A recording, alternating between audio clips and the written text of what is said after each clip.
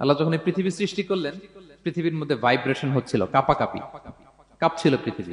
আল্লাহ পৃথিবীর কাঁপাকাঁপি বন্ধ করার জন্য এই পেরেকের মতো পাহাড়গুলোকে পৃথিবীতে ঠুকে দিলেন, কাঁপাকাঁপি বন্ধ হয়ে গেল। এই দৃশ্য দেখে ফেরেশতারা বলে, ইয়া রাব হালমিন খালকিকা আসাদ্দু আলাল জিবাল। আল্লাহ, পাহাড়ের এত শক্তি, পৃথিবী কাঁপতেছিল, পাহাড় আপনি ঠুকে দিলেন, পৃথিবীর কাঁপাকাঁপি বন্ধ হয়ে গেল।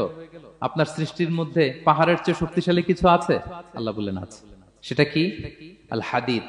আল্লাহ বললেন সেটা লোহা, কারণ লোহা দিয়ে পাহাড় কাটা যায়, ঠিক কিনা? লোহার কথা শুনে ফেরেশতারা অবাক, লোহা পাহাড়ের চেয়ে শক্তিশালী? ফেরেশতারা প্রশ্ন করলো, ইয়া রাব্বি হাল মিন খালকিকা আশাদ্দু মিনাল হাদিদ। তাহলে আপনার সৃষ্টির মধ্যে লোহার চেয়ে শক্তিশালী কিছু আছে? আল্লাহ বললেন আছে। কি সেটা? আন্নার, আগুন। কারণ আগুন লোহাকে কি করে? গলিয়ে ফেলে। ফেরেশতারা শুধু অবাকই হচ্ছে। ফেরেশতারা বলে, আগুনের চেয়ে শক্তিশালী কিছু আছে? আল্লাহ বলে আছে, আলমা, পানি। কারণ আগুনে দাউ দাউ করে জ্বলে ওঠা আগুনের মধ্যে পানি দিলে আগুন অস্তিত্ব হারায়।